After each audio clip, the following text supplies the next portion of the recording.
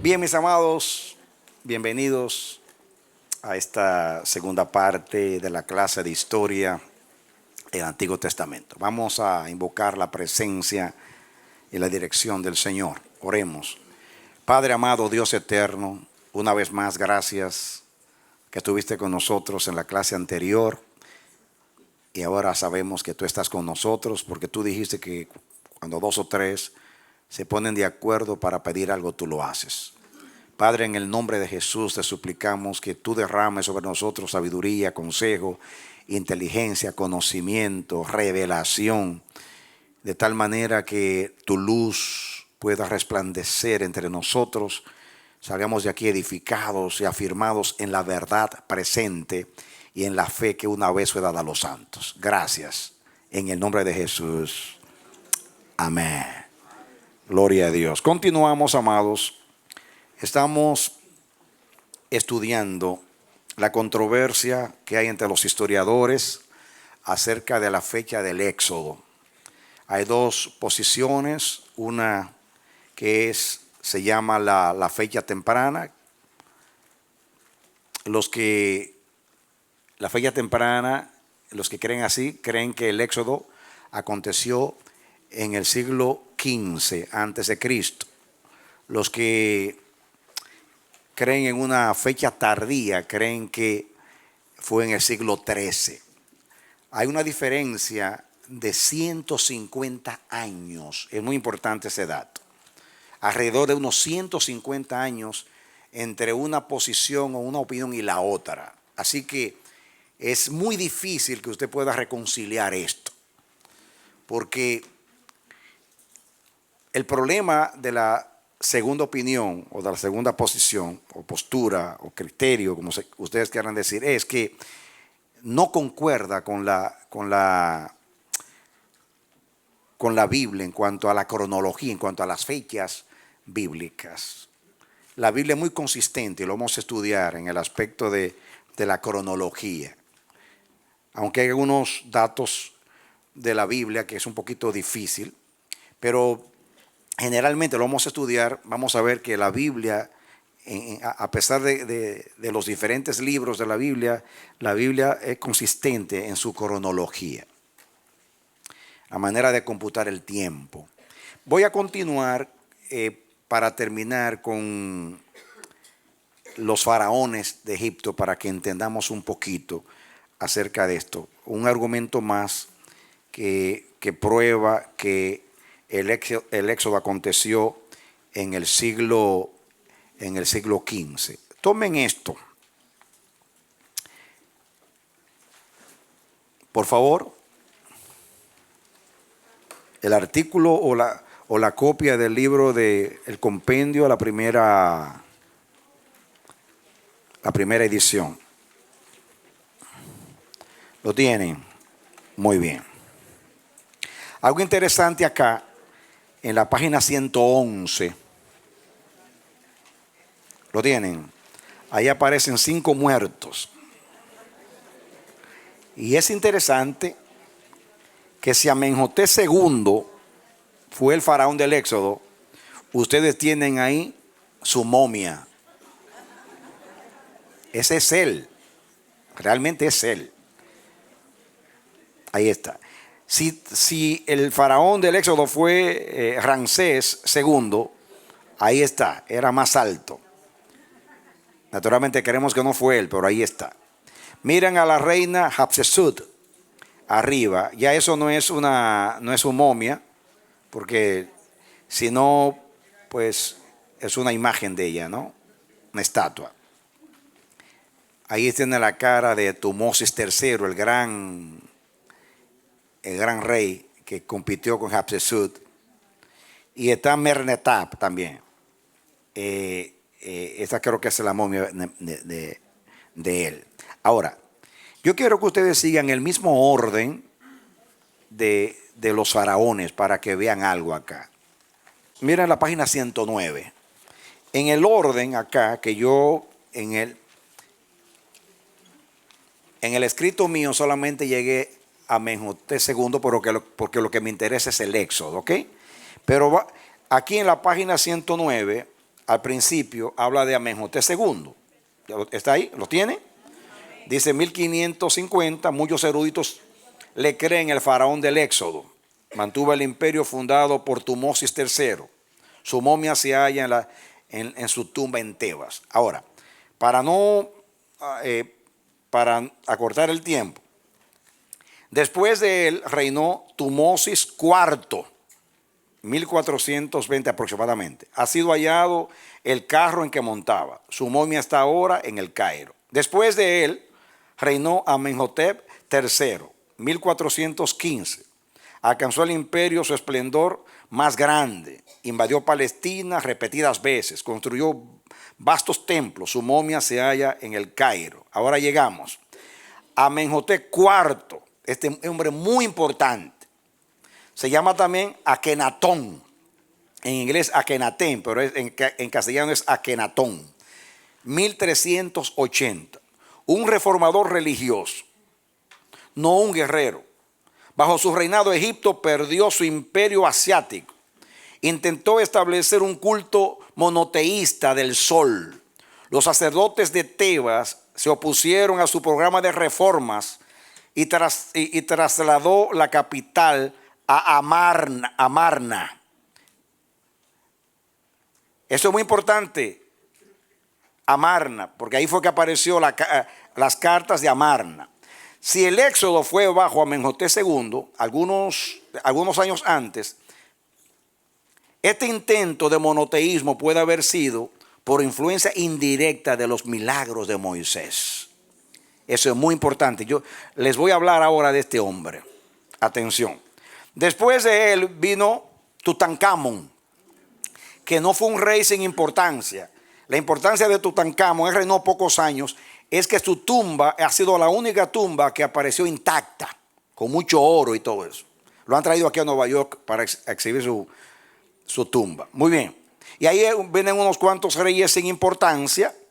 Hay otro más, y después Ramsés I, Seti, y después de Seti viene entonces Ramsés II, que ese que ponen en la película Los 10 Mandamientos, que creen que ese fue que dijo que él construyó a Pitón y a Ramsés o a Ramasés con manos de obra hebreas o semitas. Y después viene, entonces, si el éxodo fue durante este tiempo, entonces Ramsés II fue el opresor, y en su tiempo fue que Moisés salió salió de Egipto, y como él reinó muchos años, como 67 años, se cumplió el tiempo de Moisés en el desierto, y cuando Moisés regresa, sería en el tiempo de Mernetab, que él salió con Israel. ¿De acuerdo? Eso es según los que creen que fue en este tiempo. Es imposible reconciliar esto con la cronología bíblica, porque esto acontece 150 años después. Eso rompe toda la cronología de la Biblia. Ahora, déjenme hablarles un poquito a ustedes acerca de este hombre, Amenhotep IV. Eso es muy importante. Muy bien. Puede ser que la conversión de Amenhotep IV, ya vieron ustedes ahí, él vivió entre los años, o reinó 1370 a 1353. Muy importante. Dice, pongo yo mis notas. Puede ser que la conversión de Amenhotep IV al monoteísmo, o sea, en vez de creer como los egipcios en muchos dioses, los egipcios eran politeístas, creían en muchos dioses, él hace una reforma y él se declara adorador del dios Atón, o el dios Sol. Por eso él se cambió el nombre de Amenhotep a Aketatón, y así mismo le puso a la ciudad, a la capital, mudó la capital. Muy bien, dice, estoy diciendo yo ahora, puede ser que la conversión de Amenhotep IV al monoteísmo, cambiándose el nombre a Aketatón, sea una reacción a lo que el Dios de Israel hizo a los dioses de Egipto. O sea, si ustedes pueden ver acá, aquí mismo, cómo aquí habla de los dioses de Egipto, por ejemplo. Yo voy a leer más adelante esto en la página 107, aquí, 107. Dice la religión de Egipto. Entonces ahí habla de los nombres, léanlo después ustedes, de los nombres de los dioses egipcios y cómo Dios convirtió los dioses de Egipto en sus plagas. Porque cada una de las plagas tenía que ver con uno de los dioses de Egipto. Era una manera de humillar a los dioses de Egipto. Muy bien. Esto puede ser que tuvo una gran influencia sobre Aketatón o Amenhotep IV, ya que él dejó de adorar a todos los dioses y dijo: solamente voy a adorar uno solo, el dios Sol, el dios Atón. Muy bien. Después de la muerte de Tumosis IV y Amenhotep III, que era el padre de él, el hijo de este, o sea, Amenhotep IV, ascendió al trono. Él abandonó Tebas, que era la capital, y construyó una nueva capital que le puso el mismo nombre, Aketatón. Era la moderna Tel el Amarna, en el Egipto Medio. Él y su bella esposa, Nefertiti, muy conocida en la historia, iniciaron una revolución religiosa. Él adoptó la adoración de Atón, un dios de Heliópolis. Descartó aquella de Amón de Tebas y cambió su nombre a Akenatón. Naturalmente se levantó una contienda entre los sacerdotes de Akenatón y los de Amón en Tebas. Acuérdense que Egipto adoraba muchos dioses, pero el dios principal era Amón. Entonces, los sacerdotes de Amón, naturalmente, al ver que este hombre dejó de adorar a Amón y comenzó a adorar al sol, diciendo que era el único dios, Atón, entonces naturalmente se rebelaron contra él. Mientras él se encargaba de las reformas religiosas, atención, las posesiones del imperio en Palestina y Siria se fueron de sus manos. La correspondencia internacional de Amenhotep III, que era su padre, y de su hijo Amenhotep IV, llamado también Akenatón, fue descubierta en Tel el Amarna, que era la capital que él estableció. Salió de Tebas y estableció este lugar como su capital. Estas tablillas mencionan los Abiru, que estaban causando problemas en Palestina y Siria, los cuales estaban relacionados con los hebreos, ya saben. El rey o los reyes de Canaán piden ayuda al faraón e indican que Palestina se perdía a mano de los Abiru o Abiri. Estos son algunos extractos. Los Abiru capturan nuestras fortalezas, toman nuestras ciudades y destruyen a nuestros gobernantes. Saquean todo el territorio del rey. Envíe el rey soldados pronto.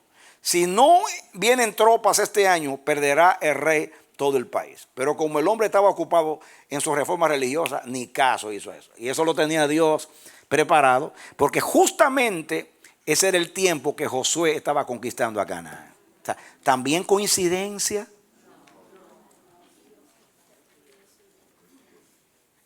Miren, a ver aquí, eso no lo he sumado.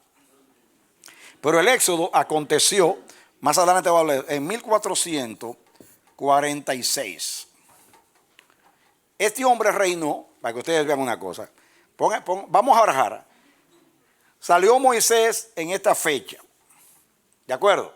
Duraron 40 años en el desierto. 6, 0, 4, 1. Antes de Cristo. Quiere decir que Josué entra a Canaán en el 1406. Estamos bajando, acuérdense. Muy bien. Ahora miren el tiempo que estas cartas llegan. En el tiempo de Amenhotep III o Amenhotep IV. Amenhotep III reinó en el 1390 a 1353. O sea, réstenle a eso el tiempo que Josué estaba conquistando. Y van a ver ustedes que coincide exactamente con el tiempo de ellos. El tiempo de Aketatón fue en el 1300, en el 1390 fue el padre. ¿Ve? sí, 1390. De esa fecha acá, 16 años, ¿de acuerdo?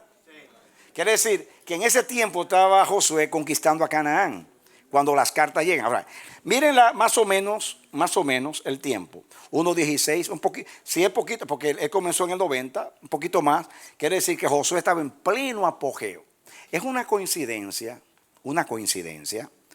que mientras Josué, los hebreos, están conquistando, quemando ciudades, apoderándose de ciudades, estén los abiros, y estén diciendo, manda ayuda rápido, porque si no usted va a perder todo el país. Ellos no le hicieron caso. O sea, este hombre estaba muy ocupado en su reforma y no hizo ningún caso. Pero esto es una prueba más de que fue en el siglo XV. ¿Por qué? Porque coincide con la conquista de Josué. Lo que dijeron los reinos que estaban dominados por Egipto en Palestina. Manda ayuda, porque los asirios están acabando con todo acá. O sea, es muy difícil decir que esos asirios no eran los hebreos. Muy difícil decir que no. Porque ¿qué otros estaban haciendo eso en ese tiempo? Justamente en el mismo tiempo. ¿No? En el mismo tiempo que los hebreos estaban conquistando. Y Josué estaba quemando ciudades, apoderándose de todo allí. O sea, no puede ser que sea una coincidencia que haya otros también asirios haciendo lo mismo. Por consiguiente, creemos, eso también ajusta con lo del siglo XV. Ahora, la revolución religiosa de Akenatón eliminó 2000 deidades de Egipto y proclamó al sol como único Dios. Quiere decir que él echó a un lado 2000 dioses o deidades. Los sacerdotes egipcios habían convencido al pueblo de Egipto que sus riquezas, su prosperidad y logros militares y su esplendor como imperio se debía a que mantenían a los dioses contentos. Eso enseñaban los sacerdotes. Es entonces cuando Akenatón llega al trono y cambió una religión de 1500 años de antigüedad. Amon-Ra era el rey de los dioses de Egipto. Era representado por un macho cabrío. Akenatón reemplazó a todos los dioses y proclamó el culto a uno solo, el creador de todo, el sol o Atón, como se le llamaba. Los dioses en formas de animales, que eran todos. Los dioses en formas de animales y humanas fueron reemplazados por un dios abstracto, el sol, que iluminaba con sus rayos al rey y a todo Egipto. O sea, es una casualidad que después que pasa lo que pasa, que apenas hace unos años este hombre se levanta con una reacción, nunca había pasado. De hecho, después de él vino Tutankamón más adelante, y a Tutankamón lo obligaron a que se volviera al culto otra vez a Amón. Le duró poco, solamente el tiempo de él. O sea, en toda la historia de Egipto no había pasado este fenómeno religioso. Y justamente pasa un poquito después de Moisés. Que el hombre se vuelve monoteísta, el único. Yo he escuchado gente diciendo, de hecho creo que hasta el mismo Darwin dijo que Moisés aprendió el monoteísmo de este hombre. Porque ellos piensan que el éxodo fue después. Es absurdo, totalmente absurdo. De hecho, Abraham era monoteísta muchos siglos antes y todos los judíos, así que es un disparate lo que está diciendo y este hombre existió después. O sea, no tiene ni sentido hacer eso. Pero es muy importante eso, mis amados. Miren ustedes cómo toda la historia encaja con eso. Ahora, pensemos en el argumento de Ramsés, que es el argumento más poderoso porque menciona la Biblia. Él dice que él construyó a Pitón y a Ramsés o a Ramasés con manos de obras hebreas o asiáticas.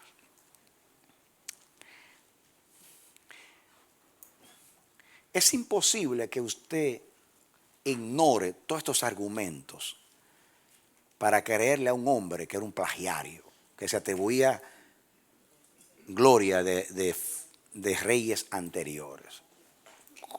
Y ahí viene mi gran problema. Y es la actitud hacia la Biblia que tienen los estudiosos, los académicos seculares, y también muchos de los nuestros se han pasado a ese partido porque les da vergüenza defender la Biblia. Hay un arqueólogo muy famoso, el nombre no me acuerdo, muy ortodoxo, muy de la Biblia, que fue a Israel y habló a un grupo de arqueólogos famosos, hebreos.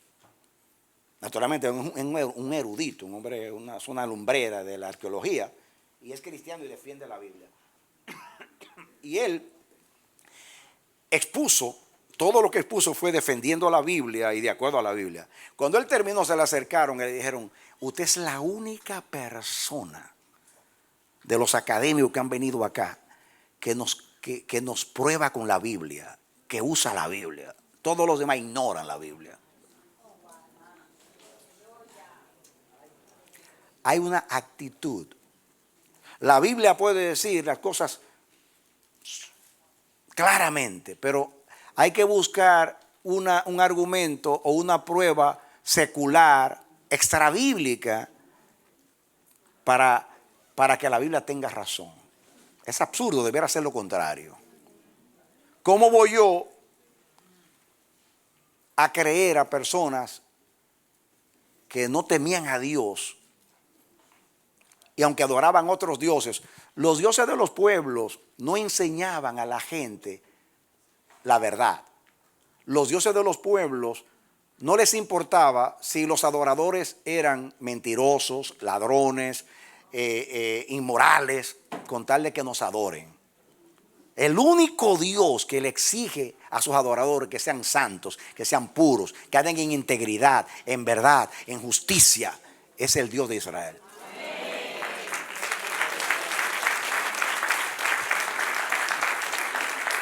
Usted puede estudiar, todos los dioses griegos eran corruptos. De hecho, en la mitología griega, los dioses se casaban con mujeres, tomaban mujeres para tener hijos, según ellos, ¿no? Y los dioses de Palestina ni se digan, eran totalmente inmorales. Las sacerdotisas eran prostitutas, homosexuales, todas las orgías terribles se practicaban allí. O sea, esos dioses eran corruptos, eran demonios, como les llama Israel. O sea, el único Dios que promulga leyes no solamente sabias, sino morales, que enseña, cuida la justicia, la verdad, la misericordia, la fe, pureza, es el Dios de Israel. ¿Cómo voy yo a dejar de creerle a un profeta que es un hombre que para él mentir es pecado y mentir es ofender a Dios, para creerle a alguien como en este caso como Ramsés, un engañador, mentiroso, plagiario que se atribuye glorias pasadas, que es el único argumento? Ahora, ese argumento no es difícil de refutar. Primeramente, porque él no tiene credibilidad. Segundo, porque en el Génesis es muy común lo que se llama anacronismo. Anacronismo es cuando un acontecimiento está fuera de tiempo. Por ejemplo, si usted está diciendo que en el siglo XVI que Colón llegó aquí con un tanque de guerra, eso es anacronismo. No existía el tanque de guerra. O llegó con un misil a América. Eso es anacronismo. Cuando un acontecimiento está fuera de su contexto. O sea, fuera del tiempo. En el Génesis, por ejemplo, es común que menciona a los amalecitas cuando todavía no existían los amalecitas. Que habla de los filisteos cuando todavía los filisteos no habían ocupado esa tierra. Y te dice, entonces lo toma un historiador y dice, pero ¿cómo es posible? Esto es imposible, esto no puede ser, esto es una mentira. O sea, ahora viene el asunto. Es muy común en la Biblia que los escribas que copiaban la Biblia para ellos contextualizar al lector de su tiempo, cambiaban el nombre de la ciudad. Cuando dicen los filisteos, si le dice el nombre de los que vivían ahí antes, ¿cómo lo va a entender alguien en tiempo de David? Que la franja de gas, esa parte ahí, no vamos a entender. Pero entonces le dice, la tierra de los filisteos. Entonces el lector de ese tiempo dice, entonces era esta parte geográficamente que estaba. ¿Por qué? Eso es común. Entonces, el nombre Ramsés o Ramesés, puede ser que ese nombre era común en Egipto. Así como todos los Admoses, Tumoses, Amenhotep, o sea, eran nombres muy conocidos. Es como Juan ahora, como John. O sea, que se llame la ciudad de nombre de Ramsés puede ser un anacronismo que el escritor, un escriba después, para contextualizar a sus lectores, le puso el nombre, porque esa ciudad antes quizás no se llamaba Ramsés, se tenía otro nombre. De hecho, algunos piensan que tenía otro nombre la ciudad.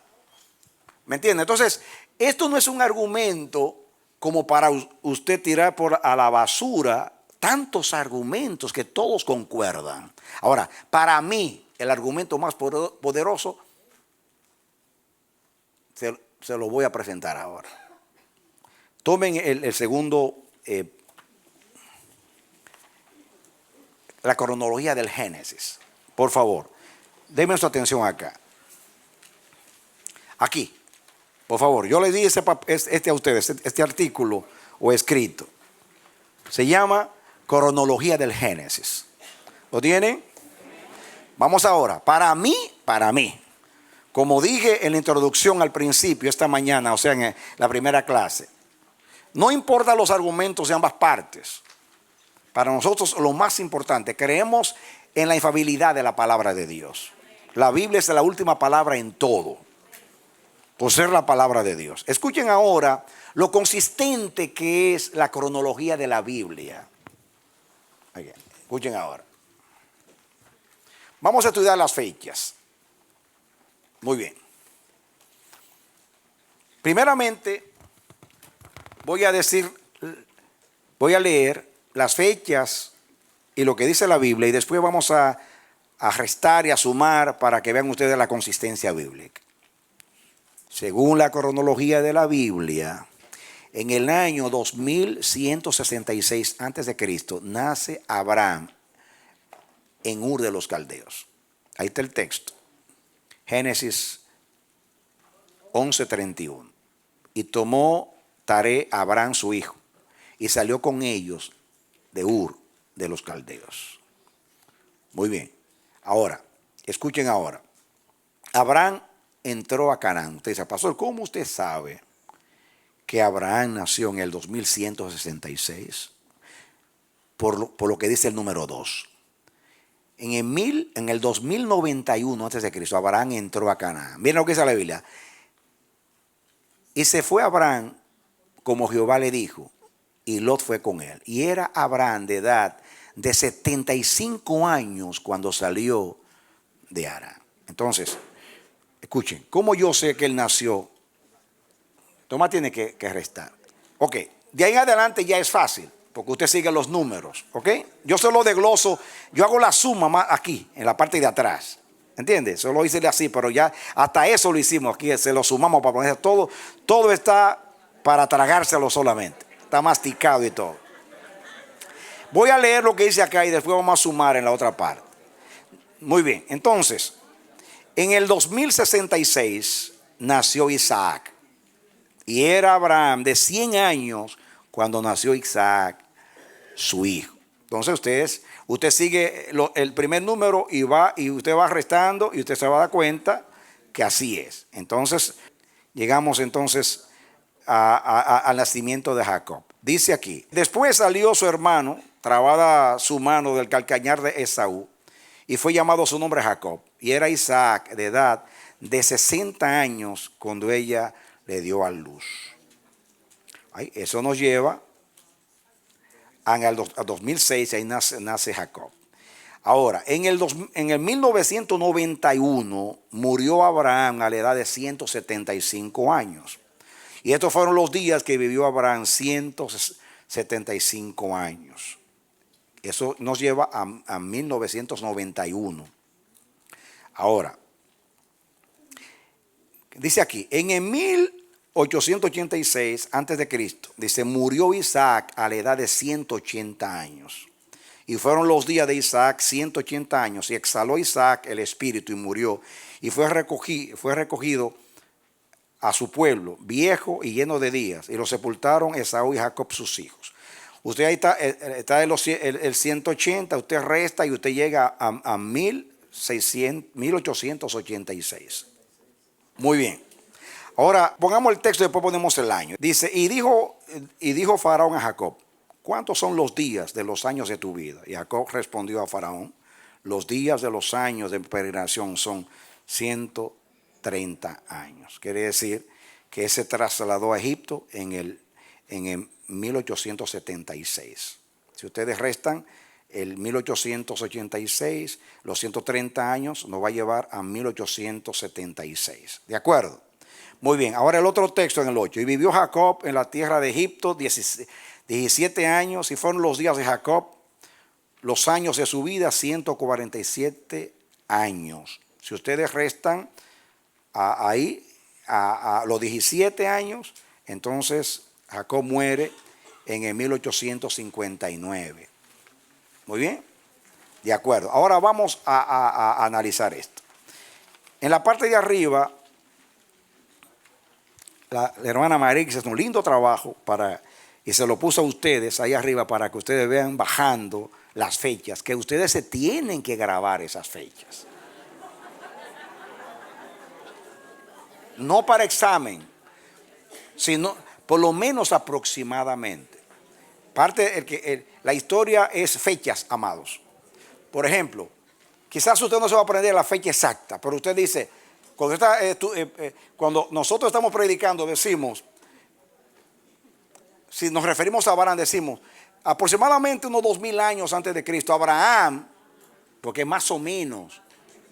Usted puede decir, en el tiempo de José, unos 1800 años antes de Cristo, es aproximado, ¿ve? Pero es bueno aprenderse por lo menos la aproximación, para tener un contexto. Usted puede decir, Moisés escribió en 1400 años antes de Cristo, o 1450 años antes de Cristo.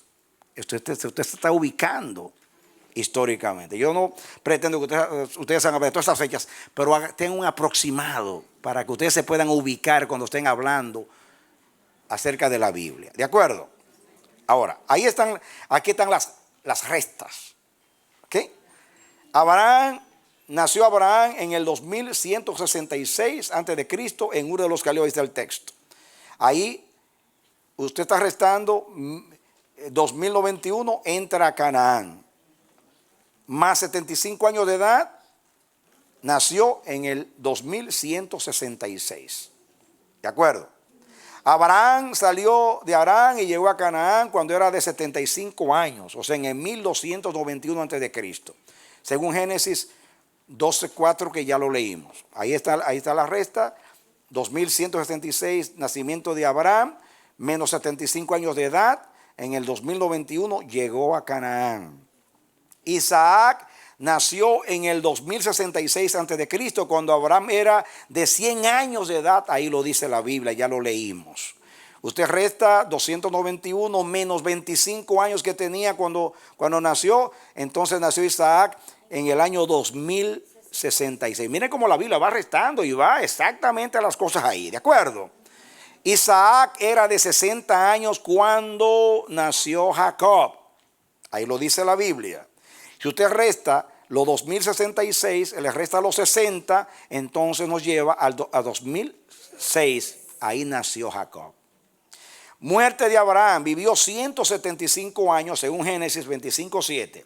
Así que 1166 que él nació y le resta lo que vivió, 175, nos lleva a su muerte 1991 antes de Cristo. ¿Ve cómo sigue la Biblia? Muy bien, ahí está la precisión bíblica. Ahora seguimos. A ver dónde vamos ahora.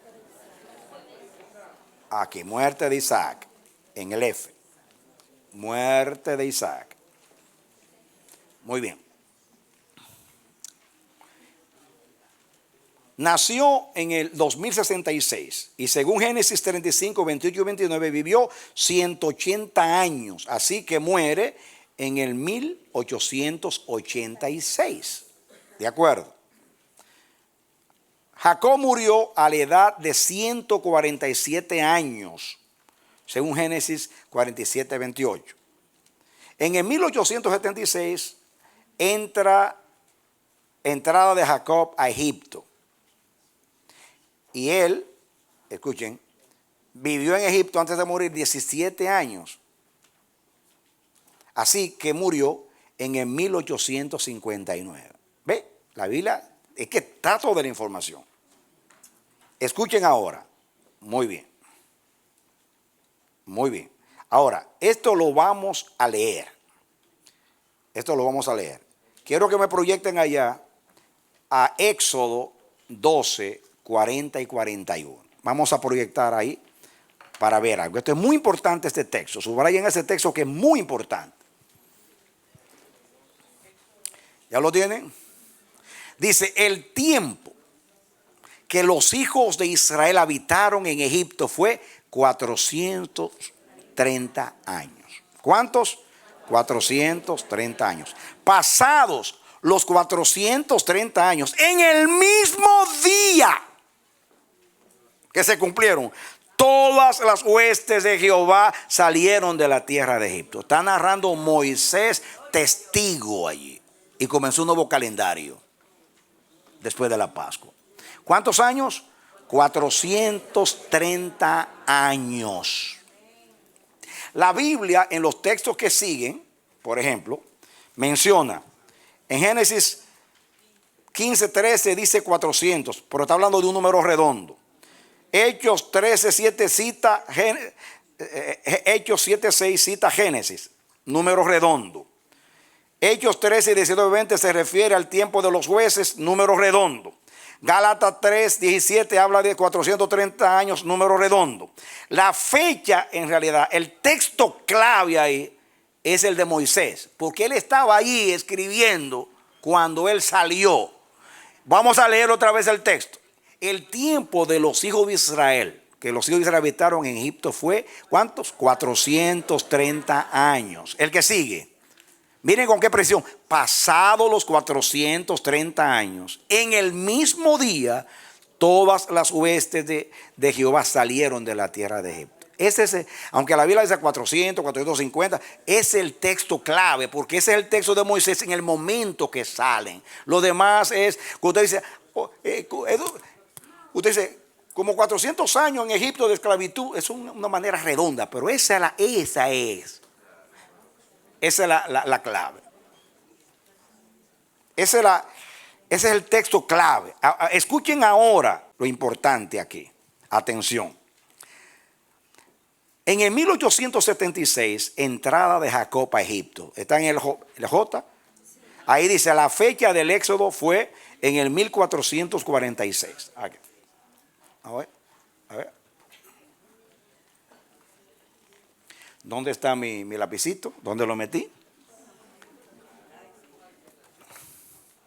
Escuchen. 1446 antes de Cristo. Muy bien. ¿Cómo llegamos a esa fecha? Miren el J.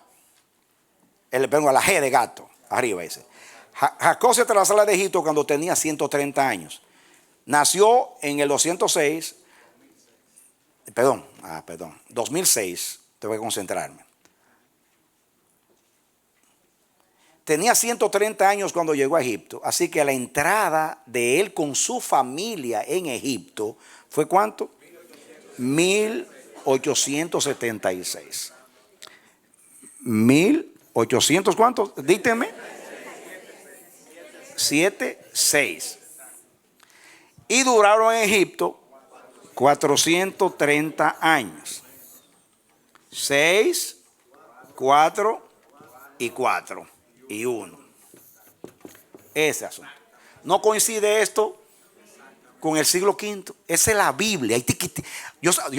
Escuchen, yo se lo estoy poniendo desde Abraham para acá. Vean cómo la Biblia sigue. Sigue. ¿Cómo yo le voy a creer al diablo de Ramsés cuando yo estoy viendo aquí mi Biblia consistentemente? Moisés, que fue que le escribió y sacó al pueblo, me está hablando.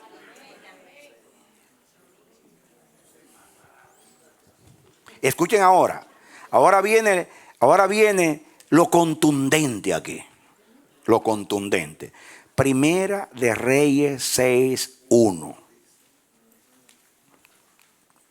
Póngamelo allá. Aunque está aquí, pero póngalo allá para que lo vean. Primera de Reyes 6:1. En el año 480, después que los hijos de Israel salieron de Egipto, el cuarto año de reinado, desde el principio del reinado de Salomón sobre Israel, en el mes de Sif, que es el mes segundo, comenzó él a edificar la casa de Jehová. Atención aquí, ahí se lo puse facilito. Salomón murió en el 931. Esa fecha es probada no solamente con la Biblia, sino con la historia secular. Porque un acontecimiento, así como yo hice, es que se hacen las fechas. O sea, para decir que Salomón murió en el 931, se comienza con acontecimientos que tuvieron cerca de Cristo. Vamos a suponer el cautiverio, que la destrucción de la ciudad por Nabucodonosor de Jerusalén fue en el 586. Usted comienza a restar los reyes que vivieron, tenía tantos años, reinó tantos años. Usted lo va restando y llega exactamente a 930. Ahí murió Salomón. Si usted comienza al revés así, se va a dar cuenta que es lo mismo. Escuchen, en el 931 muere Salomón. Reinó 40 años, según Primera de Reyes 11:42. Póngalo ahí para que lo vean. Los días que Salomón reinó en Jerusalén sobre todo Israel fueron 40 años. Quiere decir que si usted le suma los 40 años que él reinó, nos lleva al 971. Ahí él comenzó a reinar. Pero ¿qué pasa?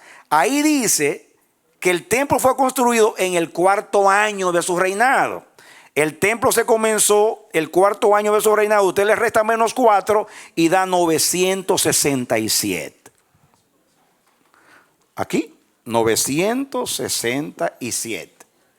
Y a esos 967 dice, vamos a poner el texto, dice, ahí está, dice, en el año 480, ¿están conmigo ahí en la caja? En el año 480, después que los hijos de Israel salieron de Egipto, en el cuarto año del reinado de Salomón sobre Israel, en el mes de Sif, que es el segundo, eso fue entre abril y mayo, comenzó él a edificar la casa de Jehová. Entonces usted le va a sumar los 480 y da 7, 14, ya vamos a 1 y 14 antes de Cristo. Ahora comparen estas dos fechas. Ahora dirá, ¿y por qué un año, pastor? Es poquito difícil un año, porque a veces el año hebreo, cuando un rey venía, se contaba, por ejemplo, el año de su inicio no se contaba, como el año de llegar al trono. Entonces, comparen esta fecha. Algunos ponen 45, otros ponen 46, otros ponen 47. Pero es un año. Más o menos uno sabe que puede. Pero imagínate, la diferencia de fecha son 150 años. Eso desajusta toda la cronología de la Biblia. Porque simplemente Ramsés dice que construyó esas ciudades y se cree que fue con los judíos. ¿A quién le vamos a creer? Miren todos los argumentos comparados con uno. Diga conmigo, y la Biblia tenía razón. Ahora denle otro aplauso al Señor.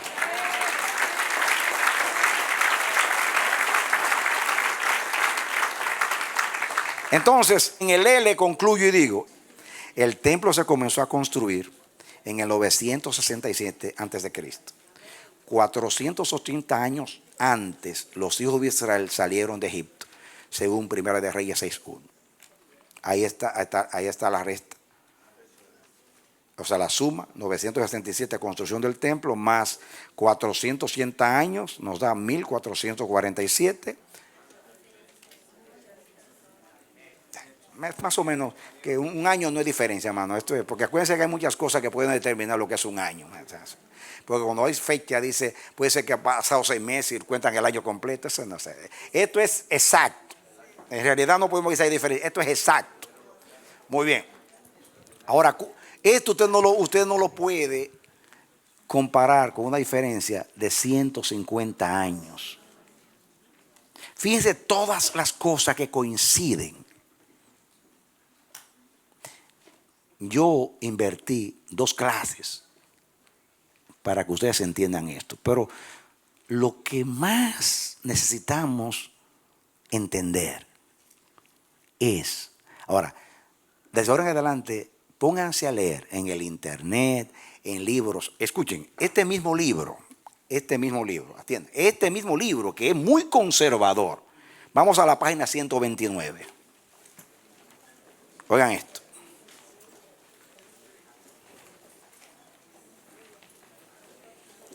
Página 129.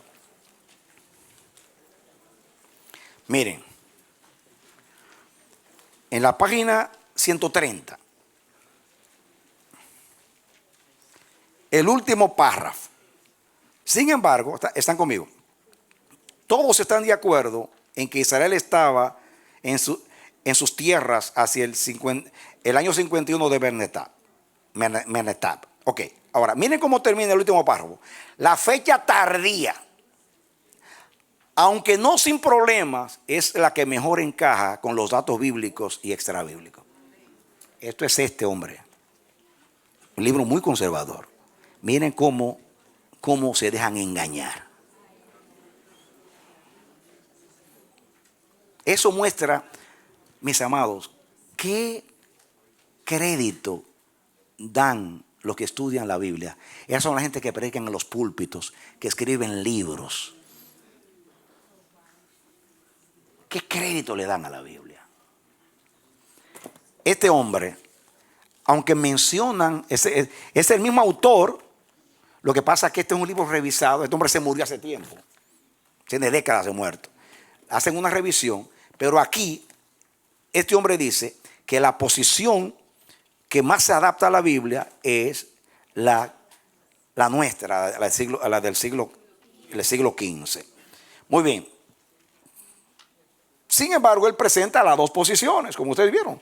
Pero dice que la que más se ajusta a la Biblia es esa posición.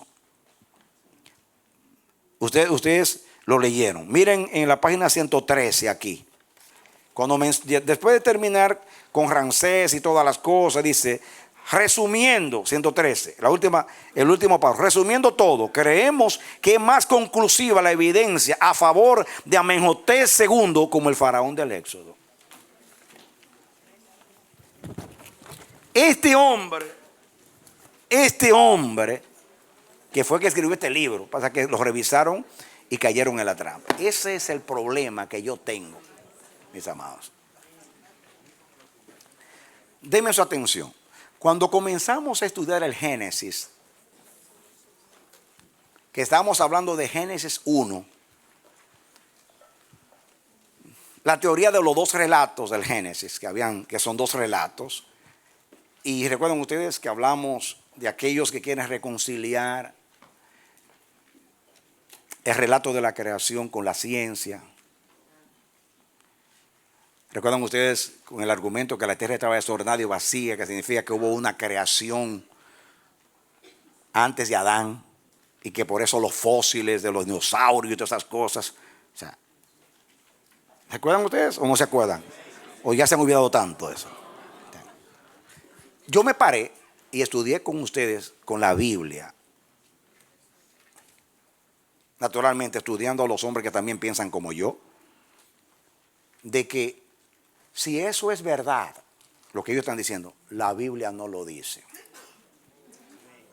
Si hubo una creación antes de Adán y que el planeta Tierra es un taller de Dios que manda generaciones y las manda al infierno y se lleva al cielo un grupo y vuelve otra vez y crea de nuevo y vuelve a caer porque el diablo vuelve a engañar a otro Adán. Y eso no lo sé, pero la Biblia no lo dice. Mi defensa no era tanto para refutar a esos hermanos, sino para decir, la Biblia no lo dice. Yo digo lo que la Biblia dice. Cuando Dios habla mucho de algo, yo hablo mucho de eso. Dios habla poco, yo hablo poco. Dios guarda silencio, yo también me callo. Muchas veces lo que tenemos que defender es que la Biblia no lo dice. Porque cuando usted dice lo que la Biblia no dice, usted está contradiciendo la Biblia. Porque está contradiciendo el silencio de la Biblia.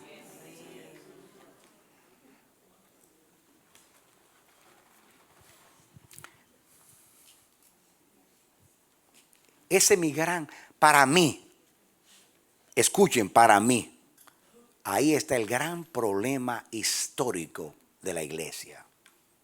Ahí es que el diablo, ese es el talón de Aquiles de la iglesia. Ahí es que el diablo ha destruido la iglesia.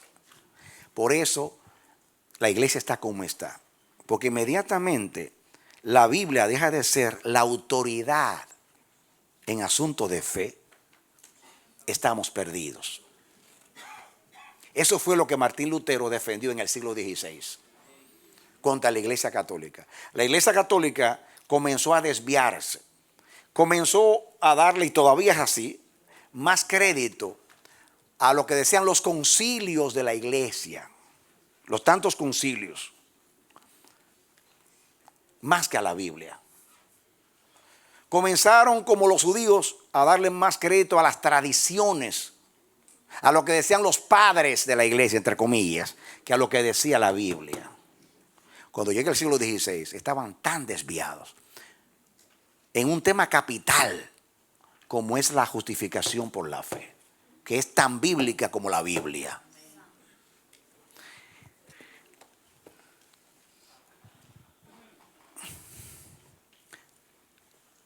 Una conjunción puede ser la diferencia entre católicos y protestantes.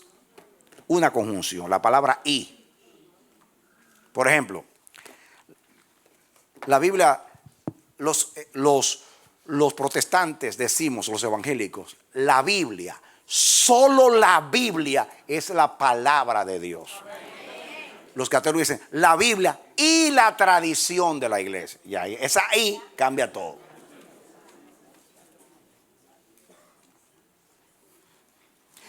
La Biblia y las interpretaciones de los padres y de los concilios de la iglesia, ahí se acabó la Biblia. La tiran por el suelo. ¿Aquí?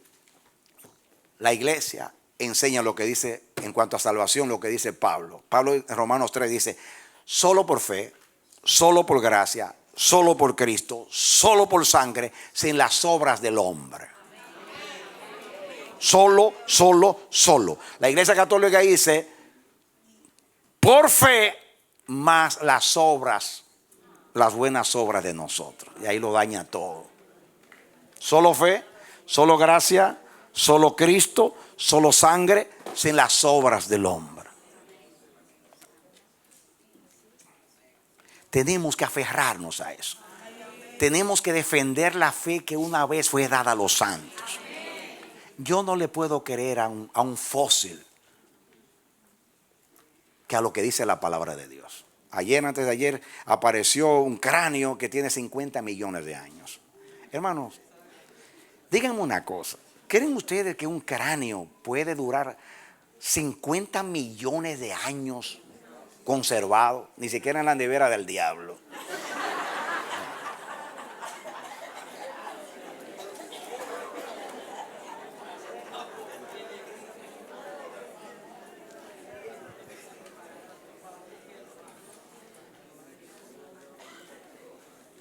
El carbono 14, que es lo que se usa para hablar de las antigüedades de los objetos.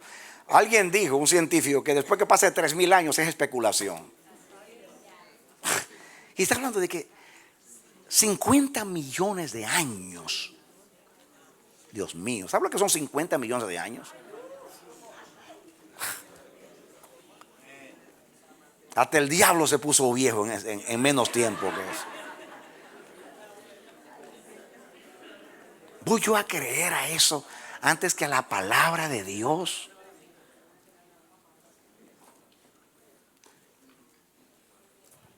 Hay muchos cuestionamientos en cuanto a esos cráneos que han aparecido. Inclusive científicos que fueron los que hallaron esos, después, antes de morir, confesaron que eso no era verdad, que fue una mentira. O sea, hay muchas cosas envueltas en todas estas cosas. Lo que pasa es que la ciencia tiene que buscar una teoría para negar la Biblia, para negar la fe, para que el hombre aparezca, el hombre sea librado de su compromiso moral con su Creador.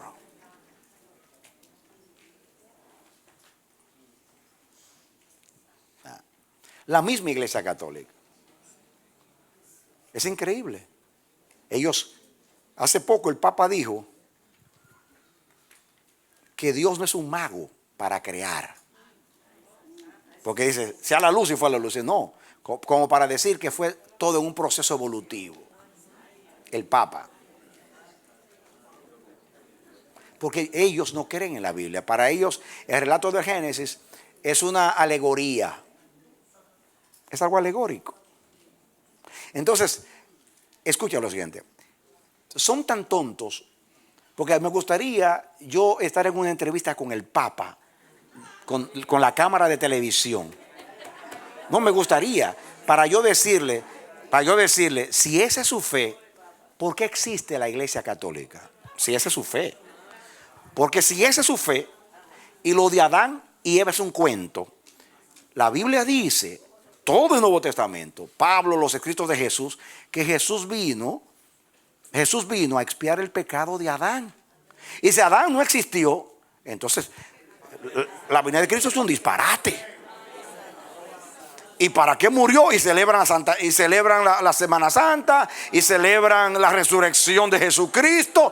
¿Para qué murió y resucitó si Adán no existió, tampoco pecó? ¿De dónde salió el pecado? ¿Y para qué redención? ¿Y para qué vino Cristo? ¿Y para qué iglesia? ¿Y para qué el credo desde allá de venir a juzgar a los vivos y a los muertos? ¿Para qué todo eso? O sea, lo que pasa es que hay miles de millones tragándose el anzuelo y nunca cuestionan su fe. Van a la iglesia, se presidan, hacen un disparate y nunca cuestionan su fe. Así pasa en el mundo evangélico. Se repiten muchas cosas y la gente nunca dice, espérate un momento, déjame analizar esto.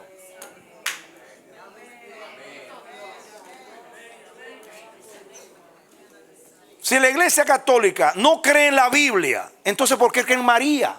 ¿Por qué la adoran? Porque si la Biblia no es verdad, entonces el culto a María es una mentira. Y el culto a los santos, más mentira todavía. Entonces, si no creen en la Biblia, ¿en qué basan su fe? No, aún la tradición, porque según la tradición según ellos está de acuerdo con la Biblia. Mira, están engañando al pueblo. No debería existir la Iglesia Católica, ni el Vaticano, ni nada. Es una mentira todo, si la Biblia no es la verdad. Entonces, ¿para qué iglesia? ¿Para qué existir iglesia? Como dice Pablo, si Cristo no resucitó, vana es nuestra fe. Amén. Aún estamos muertos si Cristo no resucitó.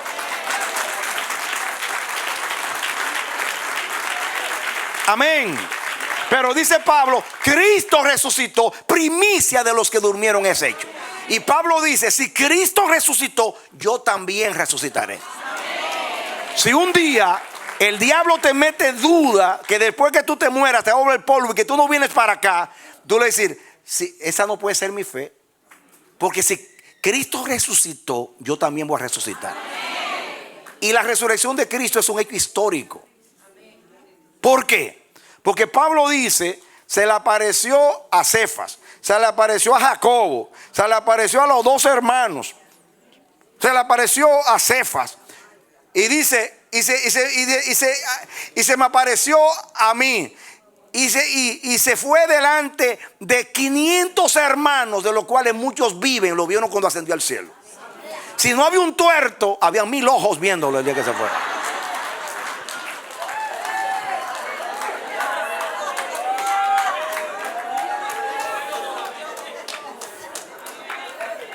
Entonces, ¿cómo voy yo a dudar que Cristo resucitó? ¿Cómo voy a dudar si los apóstoles salieron a predicar y fueron condenados a muerte y murieron? Usted puede guardar una mentira hasta que lo van a matar. Usted dice, no, espérate, yo no voy a morir por una mentira. Pero ellos fueron testigos de su resurrección. Entonces, eso es lo que me asegura que cuando yo me vuelva polvo, voy a volver a la vida.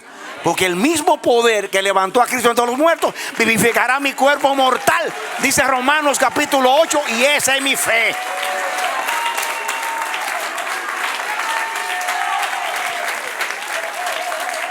Hermanos, tenemos que volver a la Biblia. La Biblia y solamente la Biblia es la palabra de Dios.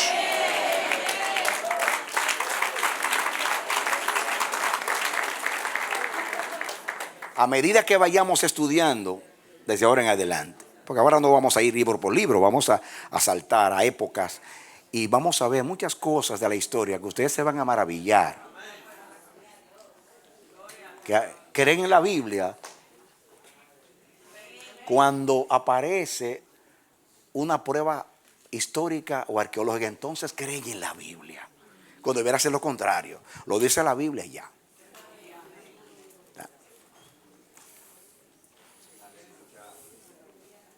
Estamos aquí para que nuestra fe crezca y se fortalezca en la palabra de Dios.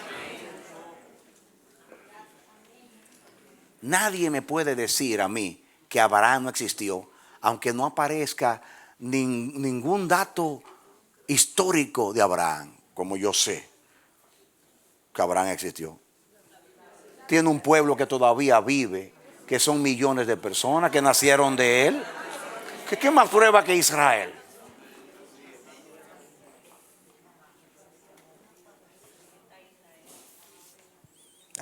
¿De dónde vienen los hijos de Israel? No vienen de Abraham. No puedo dudar de Abraham.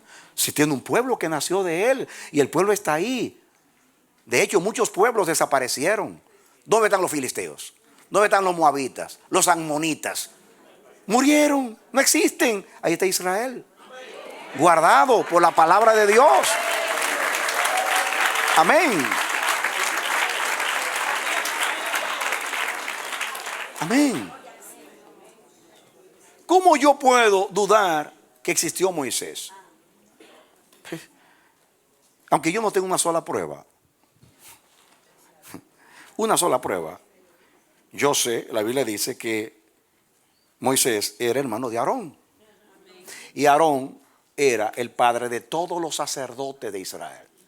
Quiere decir que si yo, y la Biblia tiene lo que se llama la genealogía. Fulano, hay como, en Crónicas hay como 4 capítulos que lo cansan usted. Fulano engendró a fulano, Pérez engendró a Pérez. Ay, eso me cansa. Ustedes no saben lo que eso significa. Eso significa que cuando habla, por ejemplo, de Leví, dice todos los descendientes de Leví. Entonces, ¿cómo yo no va a existir? ¿Cómo yo no va a querer que existió Aarón? Si me dice aquí que Aarón engendró a sus hijos. Ahí están Nadab y Abiú, está Eleazar y Finehés. Y después en tiempo de David está el sacerdote, ¿cómo se llama? Sadoc. Y por ahí sigue la genealogía. ¿Cómo yo voy a dudar de que Aarón existió si él dejó una familia que siguió la genealogía de toda la descendencia? ¿Cómo voy a dudar de que existió David si David tuvo una dinastía como de 300 años?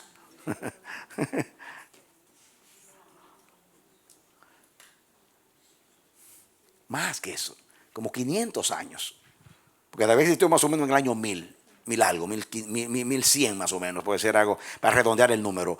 Y si usted lo tira hasta la cautividad, son como 400, casi 500 años de historia.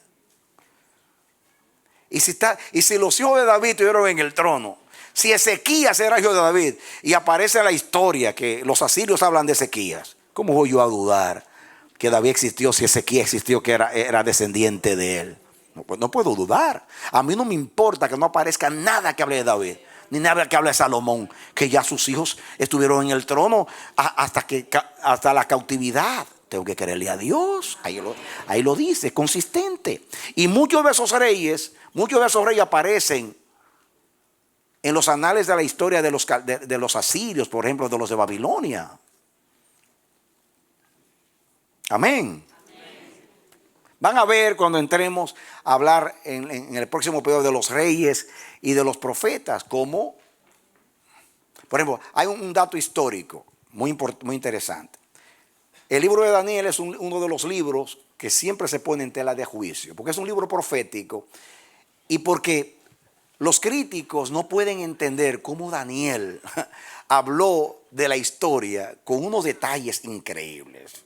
Porque habló de todos los imperios. Y no solamente de todos los imperios. Cuando habla del griego y habla de la división del imperio griego, cuando murió Alejandro, que se dividió entre sus 4 generales, Ptolomeo, Casandro, Seleuco y Lisímaco, que se dividieron el imperio en 4 partes.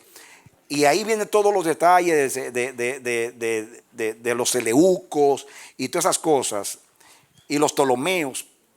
¿Cómo Daniel describe todas las guerras y las luchas entre los Ptolomeos y entre los 4 grupos, el norte y el sur, entre Egipto y los sirios, que fueron los seleucos y los Ptolomeos, cómo peleaban, y todos los detalles de esos pueblos, o sea, en una manera increíble, en una forma profética, no pueden entender. Por eso prefieren decir que Daniel no existió, que ese libro fue escrito mucho tiempo después y un montón de cosas. Pero si fue escrito tiempo después, ¿por qué habla de los romanos antes de existir los romanos y todas las cosas que vienen después?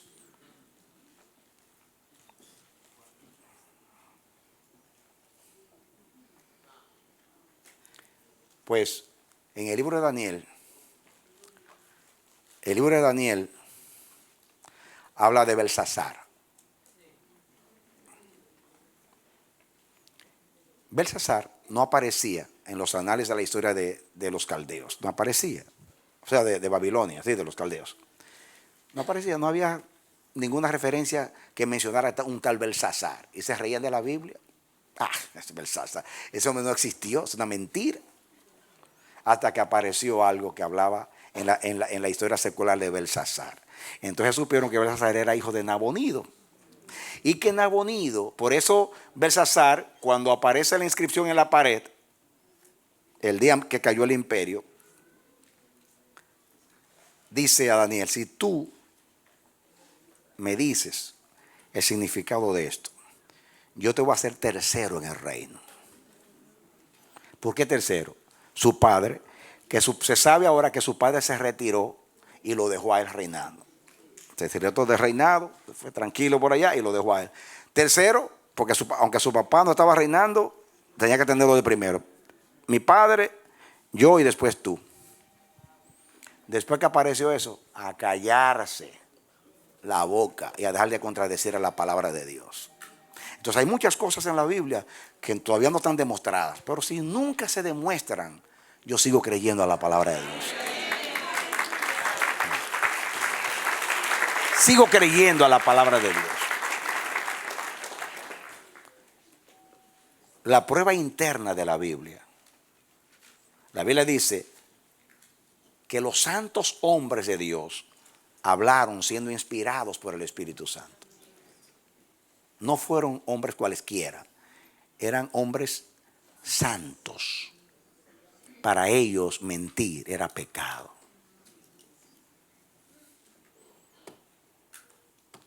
¿Cómo yo no voy a creer en Dios si los profetas lo vieron y hablaron con Él?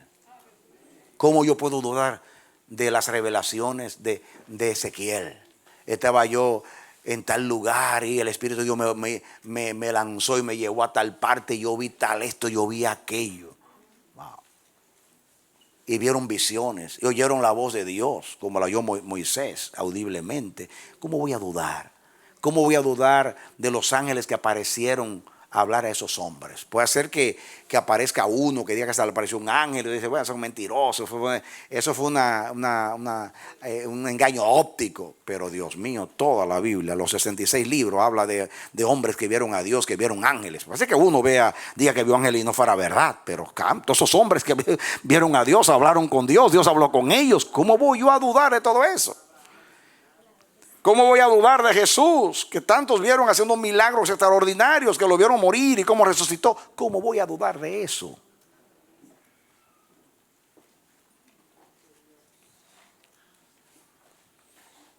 Hermanos, yo estoy diciendo esto por el Espíritu, no para que ustedes aplaudan y digan amén, sino para que vuestra fe sea confirmada.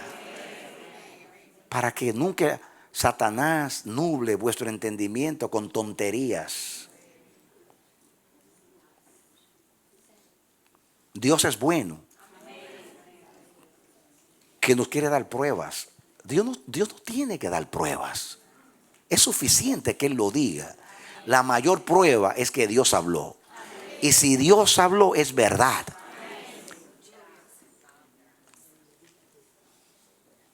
Si Dios lo dijo, ahí está el argumento. Dios lo dijo. Aunque yo no lo pueda demostrar, Dios lo dijo.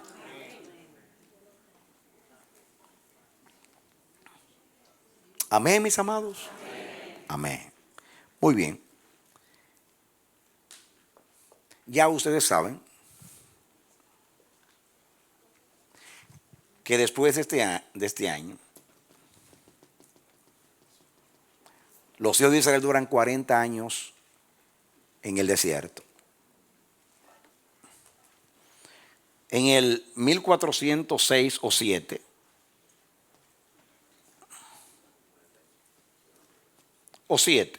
porque duraron 40 años en el desierto, aquí Josué entra a Canaán, a poseer a Canaán. Yo les di a ustedes a leer aquí, y quiero que ustedes sigan leyendo. Ustedes, bueno, voy a decir el recuento y después voy a hablarles de la lectura. Josué conquista Canaán. Ustedes eso ya lo conocen. Después que conquista Canaán, llega el periodo de los jueces. Hay un libro o dos libros que hablan de ese tiempo. Este libro de los jueces, este libro de Ruth, que yo les dije que leyeran hasta Ruth. Y bueno, ahí está diríamos que Elí fue el último de los jueces, puede decir algo. Ahí entra Samuel en escena, siendo Samuel un tiempo de transición entre los jueces y los profetas.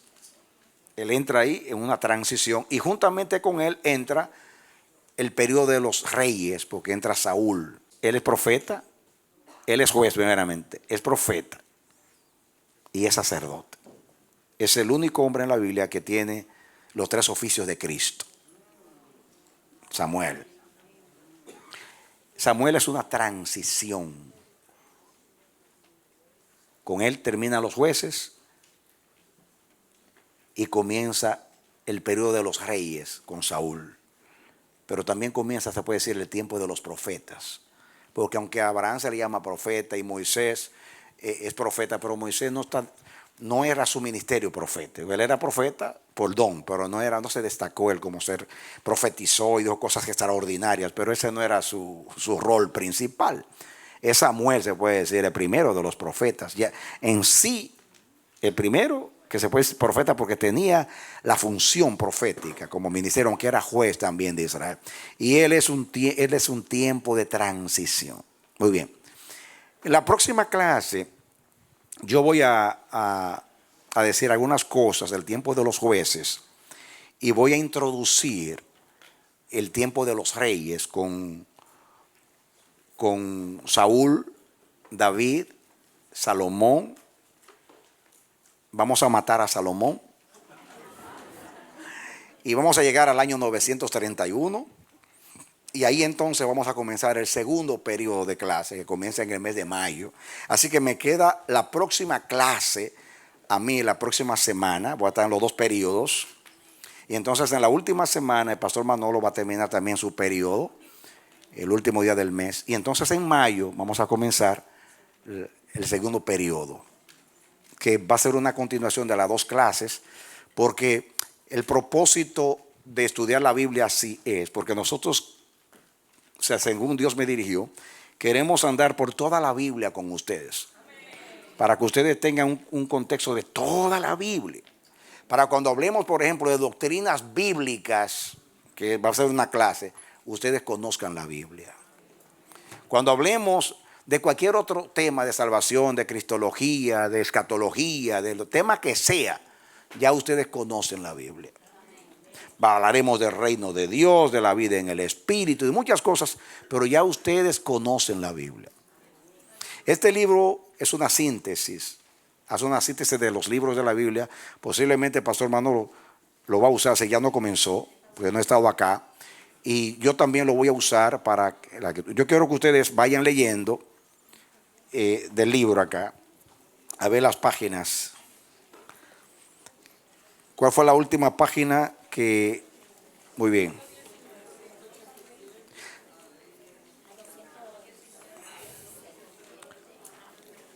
Hasta la 217. Muy bien, muy bien. Hasta la 216. Fantástico. Ahora ustedes van a seguir leyendo desde la 217. A ver. Ustedes van a leer. A ver. Sí. Van a leer. Vayan leyendo. Ahora van a tener que leer bastante. De la 217 a la 288. Ustedes no están estudiando para examen. Es para leer para ustedes, para aprender. Si fuera por un examen, sí, no hay ninguna atención, es leer. Lean la palabra, estudie. Escuchen. Traten de leerlo en la semana. Si ustedes no lo pueden leer en la semana, tienen hasta que yo comience con ustedes. ¿Me entienden? Hasta que yo comience con ustedes, que voy a pasar por ahí, tienen para leer, pero vayan leyendo y ojalá terminen esta semana. ¿Ok?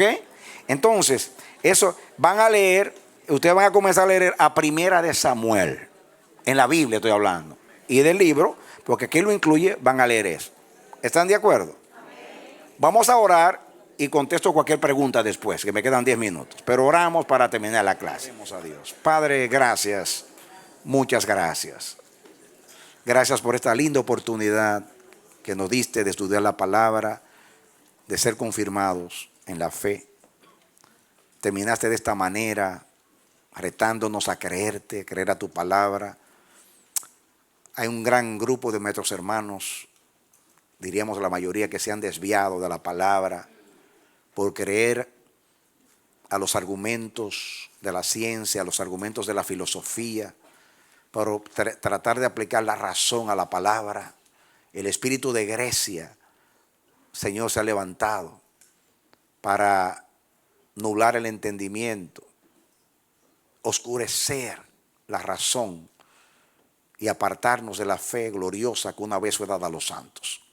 Te ruego en el nombre de Jesucristo que tú nos guardes a todos de la incredulidad de esta generación, que nos aferremos a la palabra del Señor. Y si la razón no puede ser satisfecha, nuestro espíritu está lleno. Nuestro espíritu le cree a Dios. Porque el espíritu es superior a la razón. Hay muchas cosas que la razón no puede explicar, pero que sí lo puede explicar la fe y el espíritu. Señor, gracias. Llévanos en paz a nuestros hogares y manténnos firmes en la fe hasta el día de Cristo. Gracias por oírnos. En el nombre de Jesús. Amén. Dale un aplauso al Señor.